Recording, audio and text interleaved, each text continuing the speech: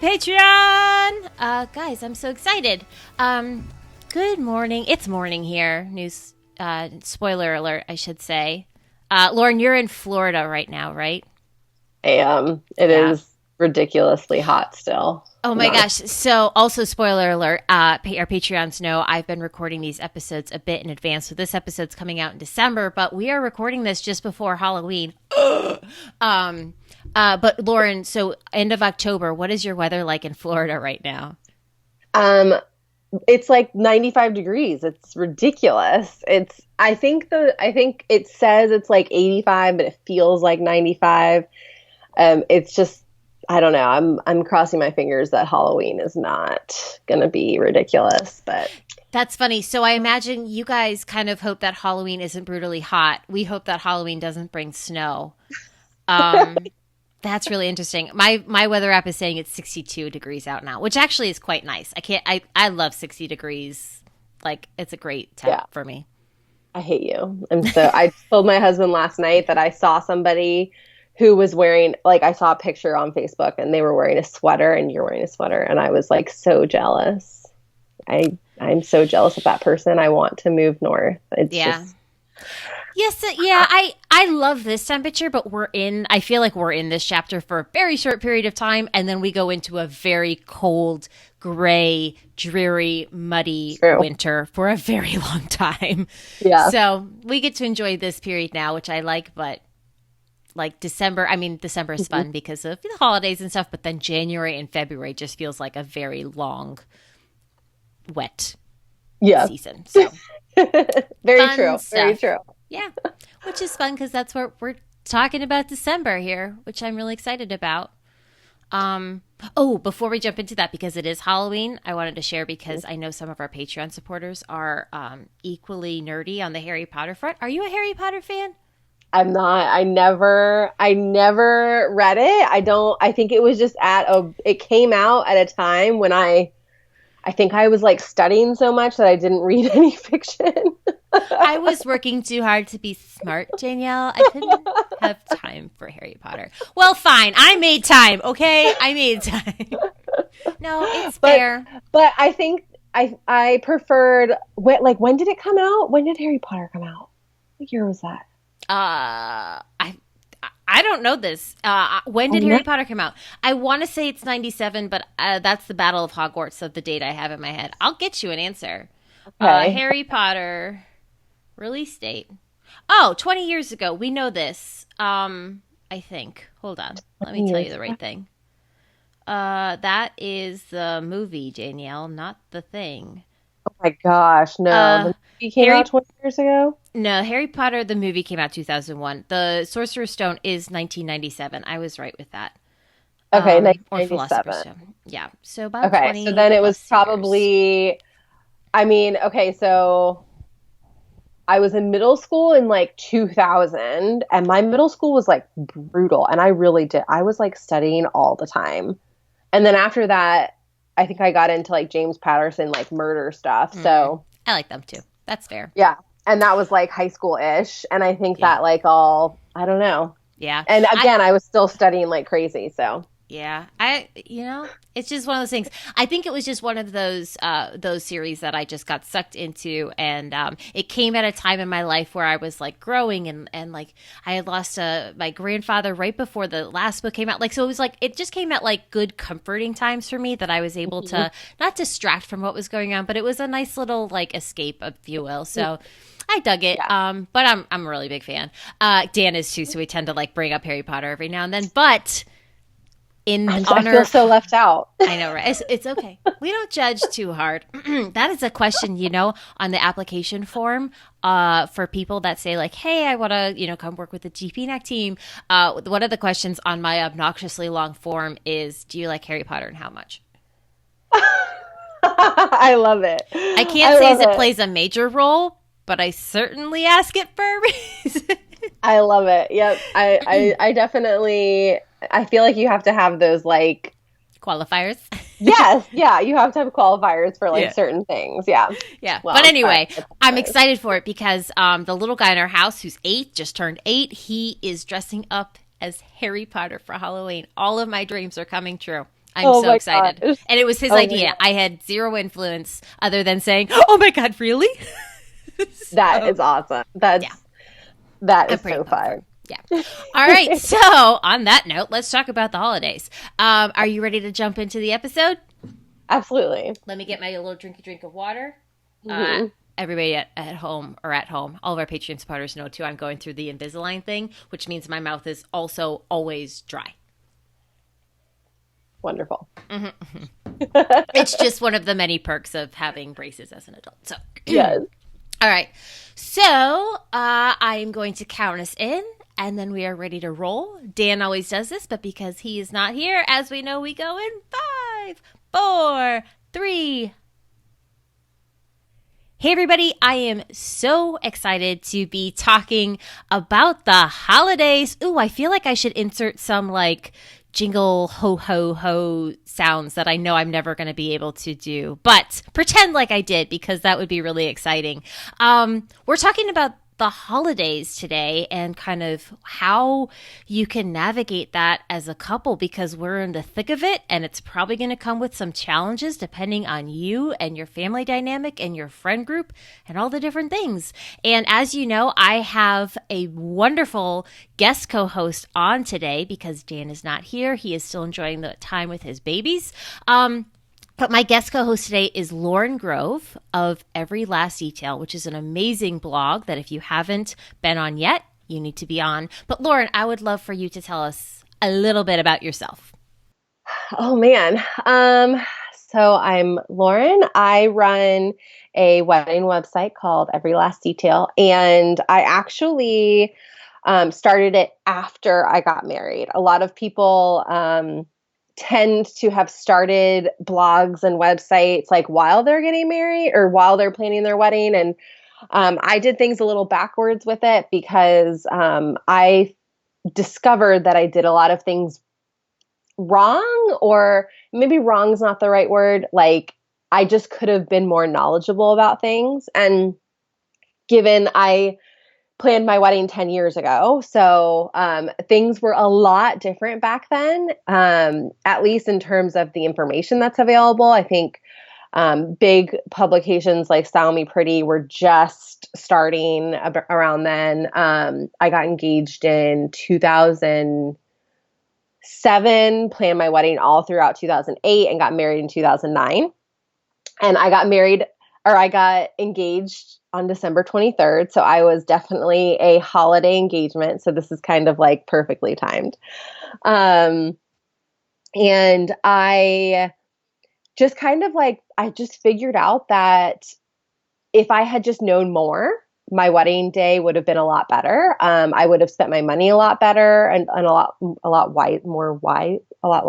wiser.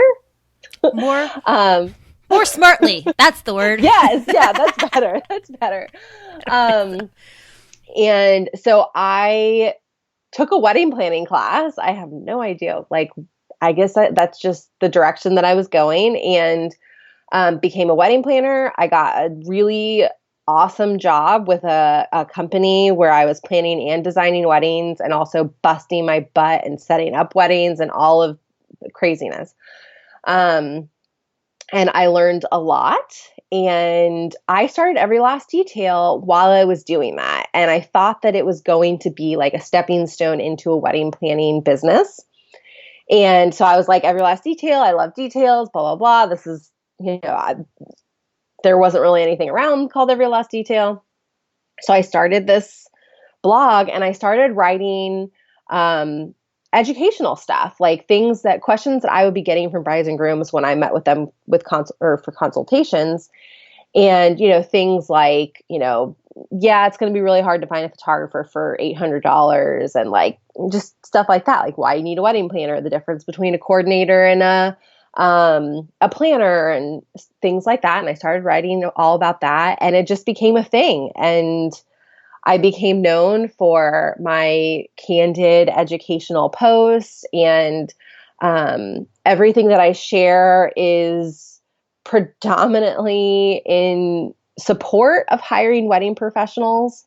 I don't really talk a lot about like DIY or lower budget weddings or anything like that because that wasn't the world that I knew when I was planning weddings. Um, and so here we are pretty much 10 years later. I don't know what date this is going to air, but I think December 7th of this year will be my official 10-year anniversary of Every Last Detail beginning. So, and yeah, a lot has changed since then, but I'm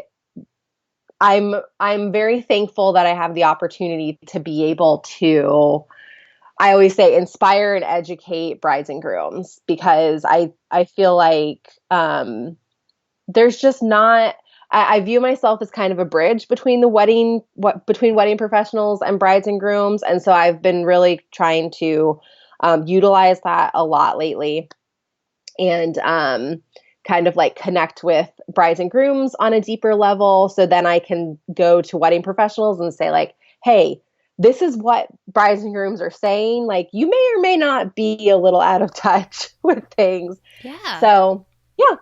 That's awesome. I know there are, especially so 2009, what the internet looked like in terms of blogs is much different than what it's looking like now in 2019 as we head into 2020, right? So it is so great because I started my business December 2009. So I'm also celebrating 10 years in December, which is crazy and just crazy. No, I'll leave it at crazy. Yeah. So, but your blog is one of my go-to blogs when I need to relay something to a client, or you just have these articles that are practical. They're kind, like it's good information, it's real information, but it's not delivered in a way like you said. You don't really focus on the DIY. You don't say if you're doing DIY, you're stupid. It's not that. It's like here's why you invest in pros, and here's why DIY sometimes isn't a good idea, or it's a better idea in your head, you know? So I love that you mix that world really well together, but you do it in a way that's really respectful and compassionate of the couple that's kind of going through the process. Because I think the world the world needs more compassion regardless, right? But I think you handle that really, really well. And for today's episode, we're talking about how couples can kind of go through this holiday season because it can be really tricky. I think you're often around family, and that means you're getting hit with a ton of questions about the wedding and, you know, what's happening and doing all this. And with your answers may come a lot of unsolicited advice or judgment, you know, for what you have going on. And I kind of wanted to start, and this is this little nugget here that we're going to start with is actually something that we're going to cover more in a future episode. We have an episode coming up all about setting boundaries, and you guys keep an eye out for it because it is a really good one, and it touches on this a lot, but I do want to make sure we mention it in this episode, and that's all about staying a united front as a couple, right, Lauren? Like, you're going to go into this holiday season, and if you and your fiance are on two different pages on anything, you will see very quickly where your family is going to find those divides and just crack them wide open, right? Oh yeah. Oh yeah. And I think during the holidays, you know, you obviously have a lot of family events to attend, and those questions are just going to kind of almost become a little annoying. And so it's really important to like have your responses kind of like review your responses to potential questions because your family members, they want to know information about, you know, how things are going or when your wedding's going to be. And so it's really a good idea to kind of have your united responses. Yeah, because Aunt Susie's coming for you. She wants to know, when's the wedding? Is so-and-so invited? Why aren't you inviting that person? Why are you inviting this person? When is the shower? Where are you registered? Like, the questions from Aunt Susie are coming your way, guys, right? And it's not just going to come from Aunt Susie. It's going to come from all of the peoples. You know what I mean? Especially when's the wedding. Oh, yeah. That's going to be the one that you're going to get hit with the most, I think, right? Yeah. And so this is perfectly timed because my sister just got engaged a couple weeks ago, and Um, she She's going to get hit with the questions. she is, and she already has because we've already I warned her before that.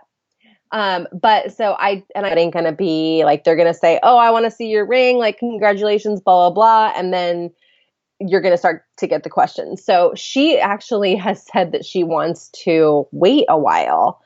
Um, but I already told her that like come the holidays, those questions are gonna get a little more um repetitive because people are still gonna ask because it's gonna have been quite a few months. Like, okay, so this is October. So she'll have been engaged for 3 months already by then. And usually you start planning your wedding within like 3 months of being engaged.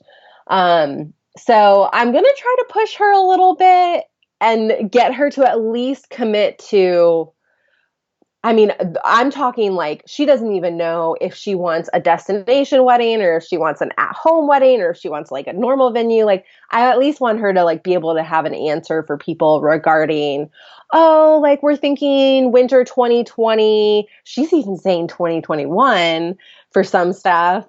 Like I at least want her to be able to have a definitive answer and then also for her fiance to have an answer too because if you talk to him he'll say one thing and she'll say another and like you said it's important to have those decision at least some decision made prior to entering upon your family gathering. Right. And guys, I'm not sure yet, or we're not sure yet, is also a perfectly acceptable answer.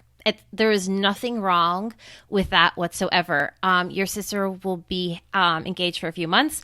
Mike and I have been engaged for over a year, and we're getting these questions because it's just where it is. So, and I'm not telling nobody nothing. So, and it's okay. You know what I mean? I do find that sometimes the question is kind of annoying to me. And I don't think that that's a fair necessarily thing, but it is how I'm feeling. But I don't know, maybe that's just my own, not insecurities, but my own like, why, is there still no plans yet for the wedding? And I have my reasons, but they're all my own reasons. So, and all of, our own reasons. So I just think it's interesting, but yes, coming together. And because in your situation, Lauren, if your sister's like, well, we're thinking 2021 and maybe her fiance is like, I don't know, maybe, fall 2020. People are like, well, what are they and what's happening and what do I do? And then you start all the little side conversations. And that's what you want to try to avoid if at all possible, especially if you don't really want to talk about the wedding too much. Now, if you want to talk about the wedding, you talk about that wedding and you have a fantastic time. But sometimes you hit a point where you're like, I just want to talk about something else for a little bit. Now, on the flip side of things, you also have, Cousin Lindsay, right? Because Cousin Lindsay just got married, and this is what she did at her wedding, and it was so amazing, and it was so perfect, and you have to use her photographer because her photographer was the best photographer, and oh my God, did you see my centerpieces? And holy crap, what works for one person does not necessarily work for everyone. Mm-hmm. Oh, right? yeah. And I see a lot of that happen also amongst friends too. Cause if you happen yes. to like go home, like if you don't live where you grew up already and you go home, typically there's like the gatherings also. So you're going to have the cousins, you're going to have the aunt who's like 50 who got married for a third time recently too. And, always keep it like respond to those people with grace and say, yes, yeah, I saw it. Or like if you were there, you'd be like, yeah, I love that. And you don't want to make them feel bad for what they chose for their own wedding. Right. If it's not something that you would, maybe don't say anything like, oh, well, like don't be like disgusted by their decision or anything well, we like hate that. peonies, so there'll be no peonies at our wedding, right? You want to exactly. Yeah. Yes. Yeah. And that's such a great point. And I'm so glad you said that because, it can be really, easy to kind of make the face and be like, maybe not for us, but acknowledge the fact that they are or were really excited about that thing for their day. And maybe you can spin it and say something like, "Oh my gosh, it was so amazing that you guys involved that. That was just so you guys. And I'm so excited that we're going to be able to kind of infuse our own touches on our day." Boom. Done. Yeah. You've avoided it. You've skirted it. You've acknowledged that their thing was so cool, so awesome, so pretty, so tasty, whatever it is, and diverted the situation, Yeah. And without on the saying flip side, we don't like that. yeah. And like alternatively, if it is something that you liked, then you could totally talk to her or them about what they liked, what they didn't like about their wedding. Like it's kind of just it depends on your own personality and, what you're thinking in your head. Like you could have all these plans already envisioned or plans already in the works, and you might want to talk people's ears off about your wedding stuff, and they might get sick of hearing about you talking about your wedding. So it's I think just I would say keep the wedding talk to whatever you feel comfortable with, and if people get sick of you talking about your wedding, if that's the case, then oh well, like so be it. It's just whatever works best for you and your personality, and your family members and your friends, and it's kind of just a play it by ear situation, I think. Yeah, 100%. And, watch your social cues. But ultimately, I also go, subscribe to the fact that this is a chapter of life where you're engaged and you are allowed to be excited about it and shouting from the rooftops, right? I don't think you ever want to do it in a way that makes anyone else feel bad or uncomfortable for maybe the chapter of life that they're in, because you want to be aware of that too, in the same way as if if you were pregnant and you're talking to your friend who's maybe having a hard time with that, like you want to be mindful of those social cues, but at the same time, you just the same as they're allowed to feel how they're feeling, you're allowed to feel excited for your thing too. And it's okay to kind of let that shine a little bit and roll from there. So I definitely think when it comes to anybody who's either also engaged or recently married, don't let it become a competition. Like it's not about that. Every couple is so unique. Every decision is so unique. Like, don't let it become a competition. There is no better, worse, prettier, uglier, bigger, smaller. Like, it just let it be what it is. You know what I mean? Yeah. And I think that is an important thing to keep in mind too when deciding exactly what to do for your wedding, because you also don't have to do what cousin Susie did, or you don't have to do what your sister did. And that's something that my sister is, I think one of the things that is influencing her, like she basically says that she doesn't want to have a wedding, but when I ask her questions about what she wants and what she's envisioning, she wants a wedding.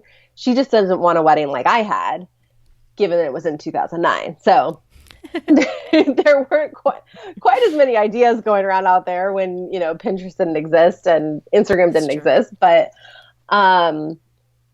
you don't have to replicate somebody else's wedding. So also don't feel tied down to what somebody else did. And even maybe you haven't been to a wedding before that is like the one that you want. So if you don't like weddings that you have been to, then think about what it was that you didn't like about it and try and create something that's going to be right for you and your future spouse. Right.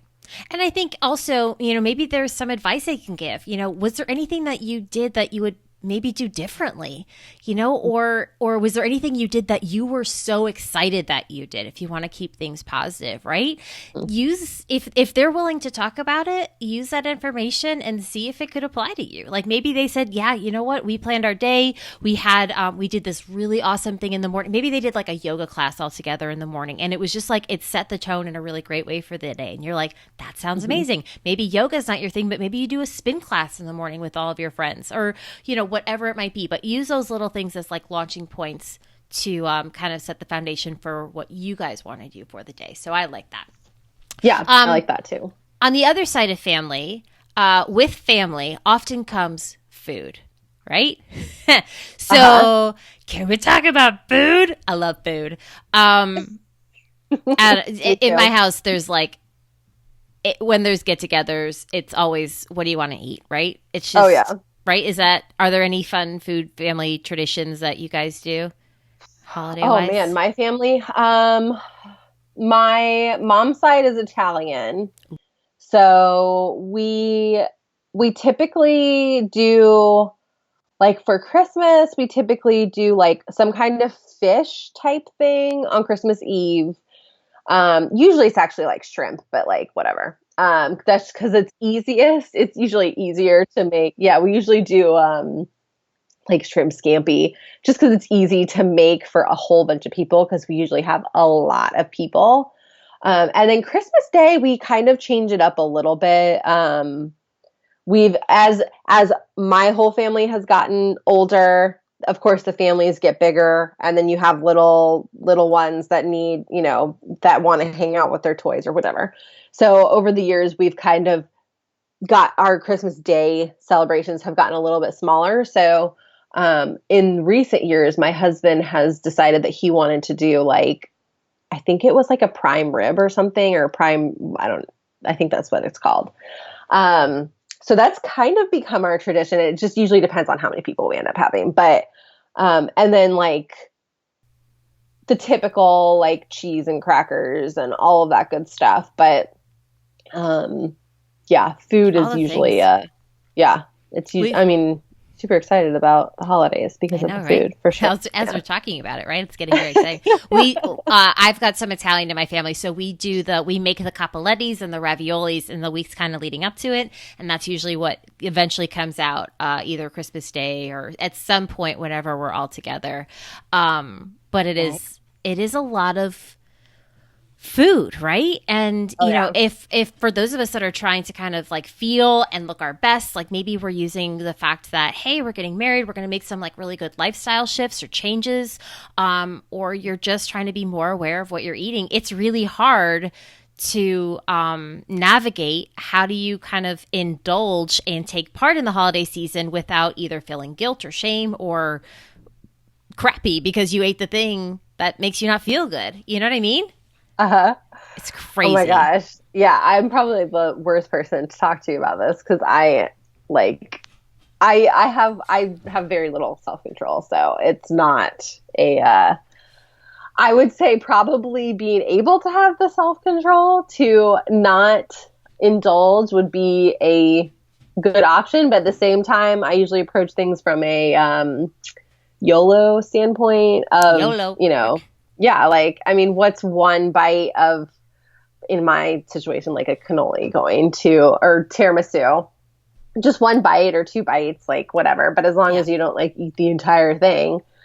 Oh, right. And same thing like with like same thing on like the wedding day and stuff too. Like why would you come on? Like if especially if you've been watching what you eat, like on your wedding day, you absolutely need to still like actually eat the stuff that you're paying for Yeah, and 100%. paying to enjoy. Eating is just so important, right? I think I'm on this like chapter of life where I'm in my 30s, right? Spoiler alert. I'm in my 30s and food is not feeling the same as it did when I'm in my 20s. Like my body's not digesting things the same. So I'm having to kind of learn what works and what doesn't. And I'm sometimes making bad decisions and less times making good decisions, but I'm trying. But I do think that the times when I've made the best decisions afterwards and long term is when I've like kind of felt the best.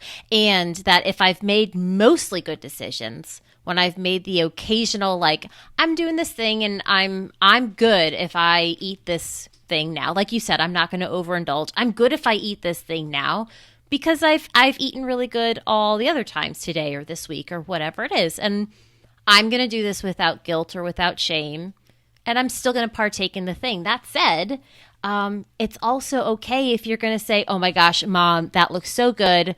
And I'm just going to enjoy the smells, but I'm going to pass on it for now. And like, that's okay too, if that's what you want to Yeah. do, Oh you know? yeah. Yeah, cuz I mean don't let yourself get guilted into eating something because we know that the grandmas and the aunts and the moms sometimes they always like to be like oh you're too skinny or Too whatever. skinny. What you need to eat this. I know that conversation doesn't happen in my family, but It used to happen in my family, not anymore. Yes, yeah, I mean, although my sister's fiance is quite skinny, but but he's the one that gets to eat whatever he wants, and everybody else is usually the ones trying not to eat it. So, Well, it's hard. uh, Food. Okay, Patreon supporters, there was a blip there, but we're back. Okay. So there's also a lot of like cultural background in the food that we're eating too, right? Like you were saying, you bring in some Italian stuff with the fish and things like that. In our family, we do some of the Italian on the pasta side of things. But before my grandparents passed away, we did this insanely, I will say it, awful because I hated it. But it was a Russian Orthodox Christmas Eve, or at least that's what they told us. And it was a not fun, no seasoning, no anything. Like it was meant to be this very bland meal. I don't want to say anything that's wrong because all I know is at the end of it, I'm actually curious now to hear around. You were to gather up just start stealing everybody's silverware as I was sitting there and putting them all on my lap, so that by the time we got up to walk around, I already had like a really good head start on everybody. oh my gosh, I love that though. That's really cool. Yeah, I don't know honestly where any of it came from. It could be something that my family just absolutely made up, but I'd be curious to see if anybody else did that because I thought it Yeah. was just this bizarre, fun, cool thing. But anyway, we were talking about food, so there's to go. Food is centered around gathering. It's still okay to take part in the gathering without fully indulging and taking part in the food to the point where it makes you uncomfortable, is basically what we're trying to say. Oh yes, yeah. Okay. I'm glad that I have grown up to have that awareness of I don't know, like when I was a kid, I used to just eat so much that I was uncomfortable, and that now I can't even tell you the last time I experienced that, thank God. But it's just because I'm aware, and also because I, like you, I always pay attention to what I eat and how it makes me feel. And I mean, I feel like that's a whole other conversation. Right? Yeah, it is. But I could I could nerd out with you on for sure. But also, I wanted to bring up um, in terms of the gathering, like how you navigate if you like the choosing which family to go to and all of that kind of stuff too, because um, I've been really lucky that my husband's family has assimilated into my own family's traditions, mostly because it's just his mom. And then like his brother doesn't live in the States anymore. So like it's really not, it's really easy. And also we've been together for a really long time. So, but like, I know that that's something that my sister last year when we had the holidays, she had to kind of navigate that and figure all of that out.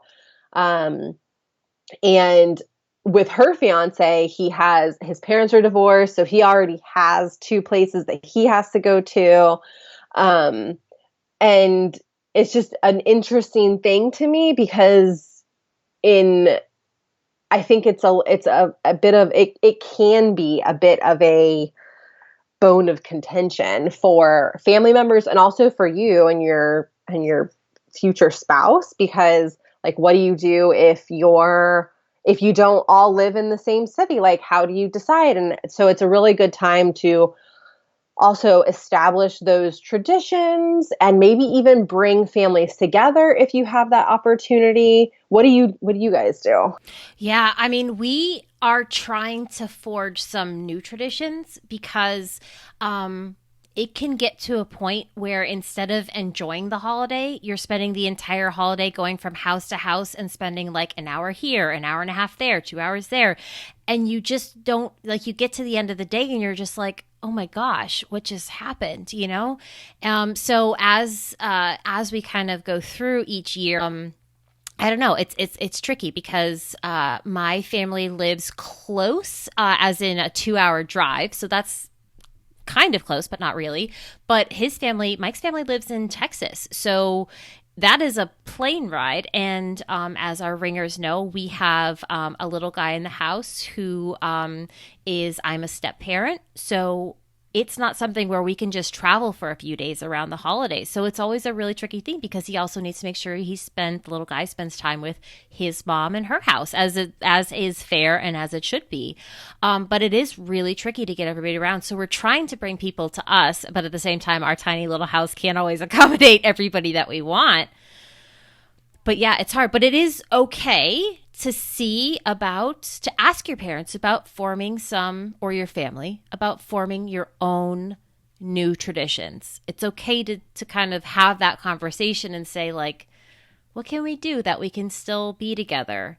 Because maybe, like, we're going to do this, I think, for Thanksgiving, though by the time this comes out, Thanksgiving has already happened, so we'll see. But our plan right now is that Thanksgiving is going to happen probably not on Thanksgiving Day in one house. Like, it's going to happen on the weekend just so that we can spend quality time there and just chill. Yeah.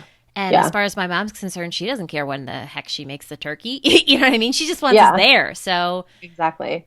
yeah. Yeah, I think it's a good idea to be flexible and to be open and to have that conversation with your family members. So maybe, you're engaged now and like maybe you go through all of the motions of trying to fit everything in the, span of 2 or 3 days.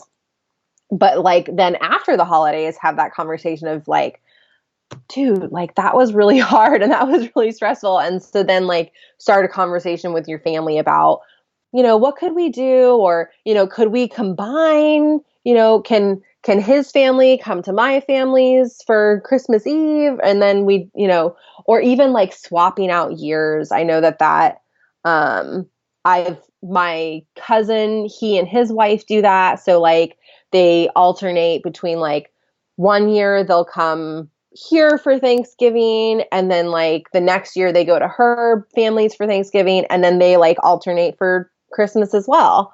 Um, Once you throw kids into the mix, then it's a whole other story. But and I hope I know that she won't listen to this, but my sister-in-law and my brother, they don't live here. They live in DC and they have never spent one single holiday with us. And if I'm being 100% transparent, which I am, it's a little bit of it's like, I don't know, my sister and I, we're a little like perturbed by it because it's kind of like we're expected to go there, but we have a lot more people involved and therefore more money that has to be spent to go up there. Not to mention that we're going from Florida to winter. So like more like, we don't have hashtag Florida problems. Like we don't have like coats and shoes and all that. It is the truth. Okay. Um, so it's just, it's a little from like our family side, it's a little frustrating. And he assimilated into her family traditions because her family lives there, which is all well and good. Like I know typically the husband usually goes along with the girls' family traditions and things like that. In the typical, the family and in locations, like whoever's closest is of course going to be the easiest.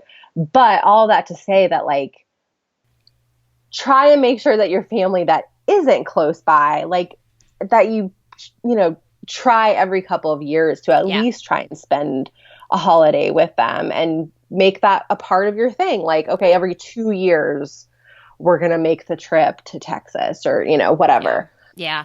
It's a little bit about compromise, right? Like if you want others to compromise on what they're doing, you need to kind of come to the table with a bit of compromise yourself.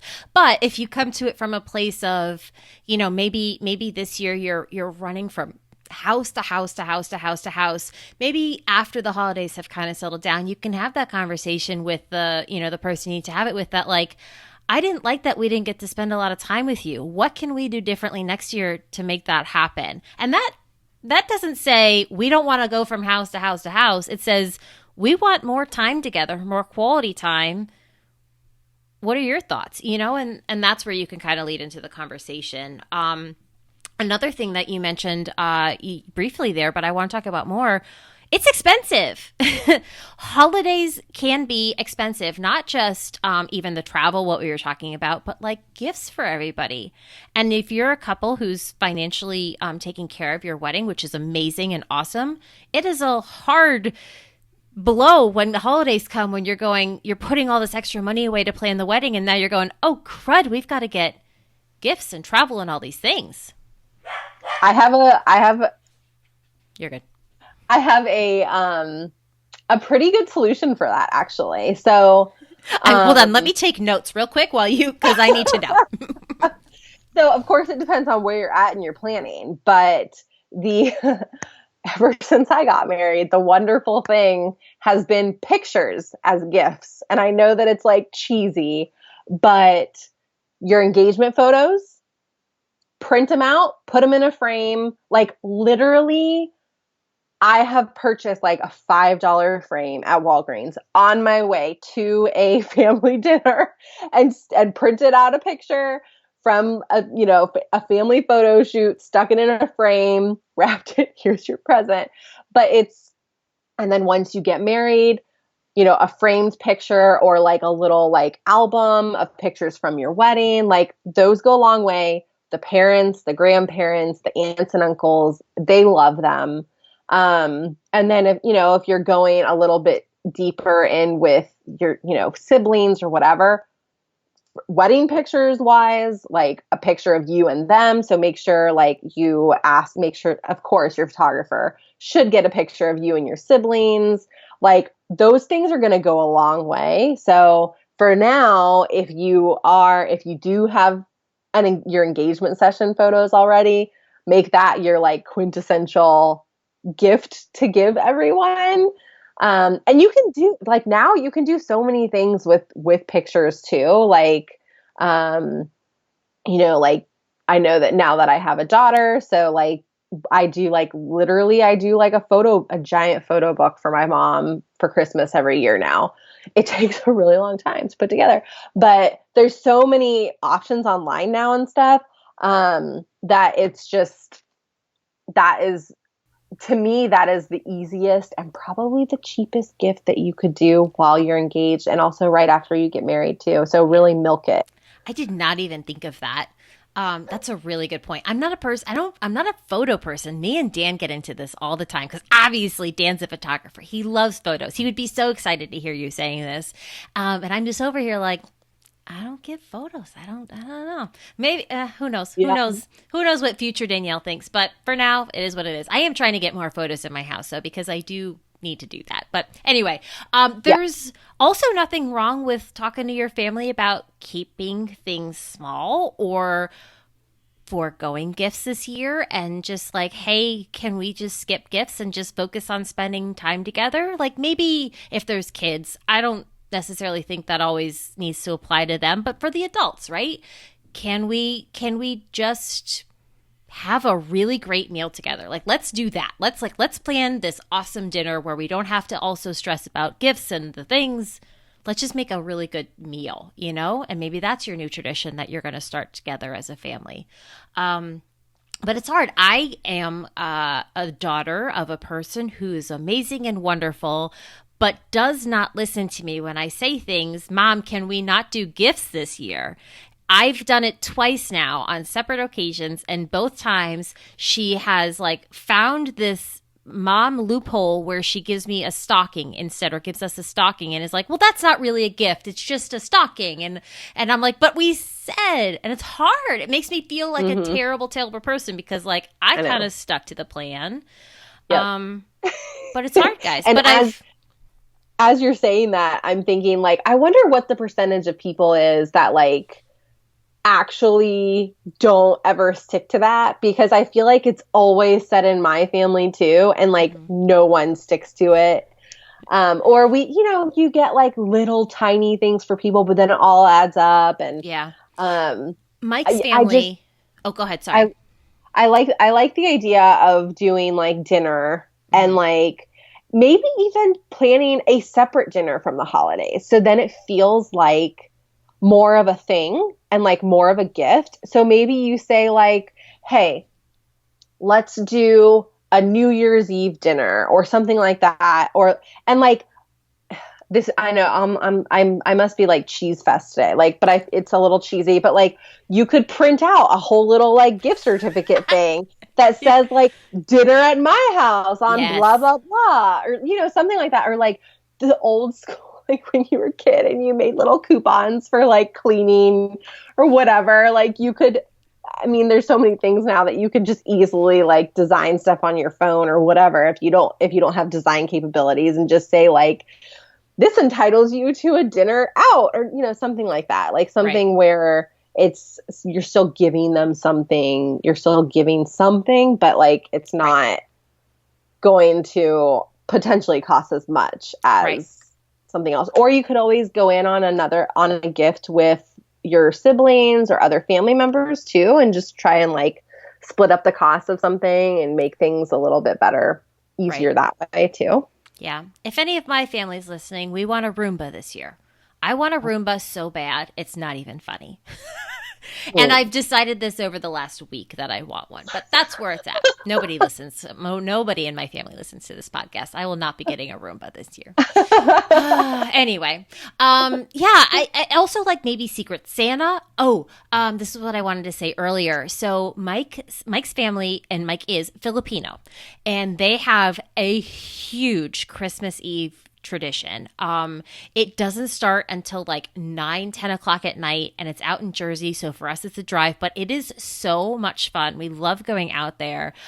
It is one big hilarious celebration, and like we sing Christmas carols and we do all this stuff, but one of the things we do is a white elephant, and I think in different families it's probably called different things, but it's the kind where everybody brings a generic gift.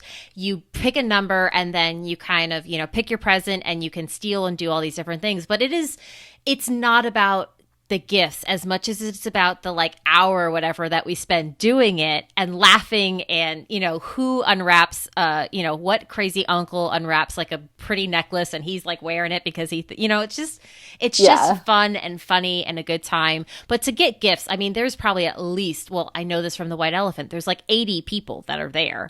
You can't get gifts for 80 people. I mean, No, yeah, maybe definitely you not. can, but like we can't, right? It's just not Yeah, no. practical. And half the times you don't even know who is or isn't coming. It's always new people, and Hmm. so I love that. Yeah. But it had to start somewhere. You know what I mean? Hmm. So forge your way, guys. Make those new traditions. Do what makes sense for you.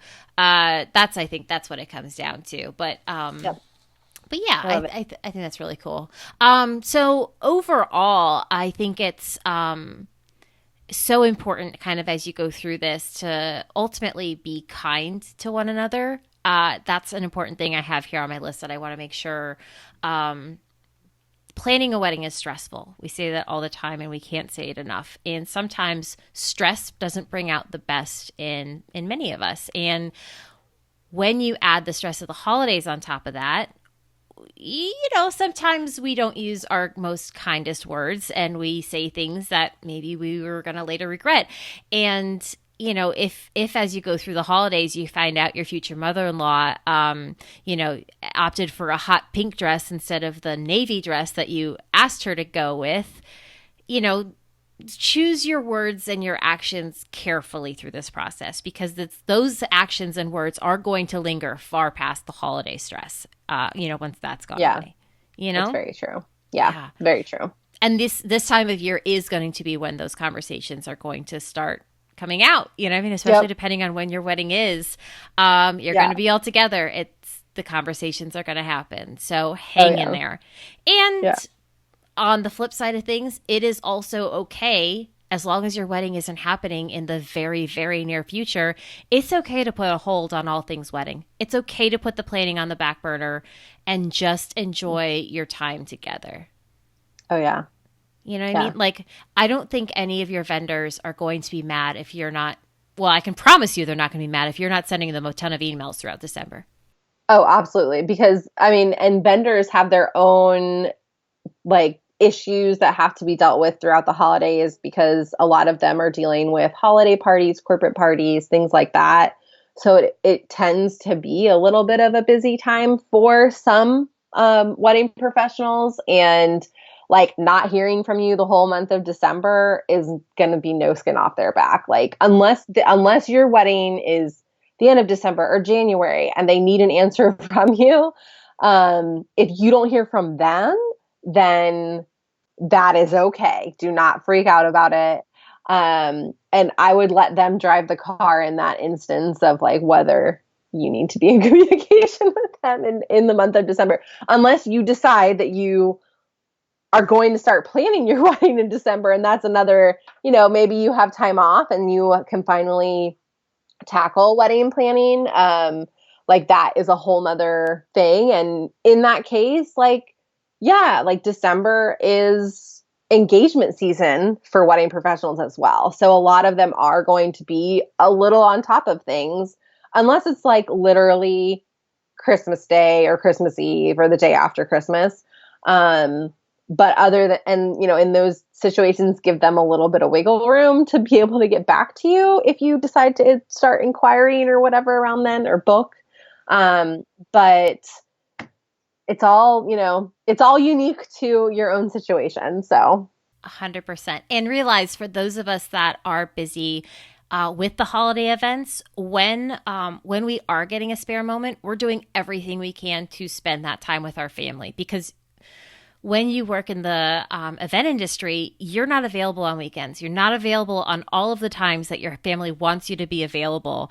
And you really start to feel the guilt of it, I would say, for many of us around the holiday season, when we do feel like we need to be distant. I don't usually take too much stuff around the holidays because I try to be mindful of that, but not every year. There was one year I had a wedding 2 days after Christmas and then another one right after that on New Year's Eve. So there was one December 27th and then one December 31st. And they were amazing, and they were the best couples in the entire world. And I don't regret doing them, but I did learn that that was not the best choice I could have made for me or my family, because I spent Christmas going through timelines and, waking up earlier and staying up late so that I could make sure that I was still showing up in the best way for my clients. But I was not as present as I could have been for my client, or for my family rather. And that wasn't an okay compromise for me that I made. So, and I love a New Year's Eve wedding. I don't know about you. I think they're so romantic. I think they're so fun. New Year's Eve in general, I just think is such a fun night. But it takes a lot for me to work a New Year's Eve wedding now, because as a person who's working, it can be really, really lonely when the clock strikes midnight and you're standing there with your assistants who you love and adore, but you're not going to, well, I wouldn't kiss my assistants. That would be probably crossing a line, but like, you know what I mean? Like it's a really weird feeling. So it takes a lot for me to kind of go out and leave my family on a New Year's Eve wedding. So yeah, I don't know. I just think it's one of those things that keep in mind that your vendors are human beings with families too, and make sure you're extending that little bit of grace to them, that if you are emailing them about something, give them a little bit more time, as long as it's not urgent. And like Lauren said, that your wedding isn't super pressing, in which case then it does need to be kind of on the front burner for them. But yeah. All right. So Lauren, was there any other tips that you have that you wanted to share with our amazing ringers before we wrap up this episode? My gosh. I don't think so. I mean, I think we really hashed it out pretty well. So, all right. So how can our ringers get some actually more advice from you? Because I think your blog is such a great resource for them. So how can they kind of get there? So on the web, it's theeverylastdetail.com, THE, every last detail. And on Instagram, it's Every Last Detail blog. If you just search Every Last Detail, or even like Every Last, it'll probably come up. I don't know. Those are pretty much what the main locations for things. And also, like, I'm pretty open about like if anybody ever has any questions, or, if you need direction with anything, like you can always send me a message, an email. I do a lot of like surveys and polls on Instagram, soon to be like actual true surveys going out via email. So definitely keep an eye out on Instagram for those kinds of things, because I can take that information and then kind of like go to wedding vendors and be like, hey, look, like you need to put your pricing on your website, like stuff like that. So I love them. I always see them on your Insta stories, and I'm always I so want to reply to them because I feel like I have so many opinions, but it's like, no, this is just for not wedding people, Danielle. But I see them all the time. Yeah, but so you could answer, and I won't judge. But I'm biased, and it feels like True. I would be answering more from a planner brain than a bridal brain for sure. I know, which is the challenge of being engaged and planning a wedding when you are a wedding professional. So yeah, it's why the shoemaker's kids have no shoes, right? Something like that for sure. Oh yeah. Oh my God, Lauren, thank you so much for joining us. I hope you have a fantastic holiday season, and I hope our ringers have a fantastic holiday season. Yes, I do too. Thank you so much for having me. Perfect.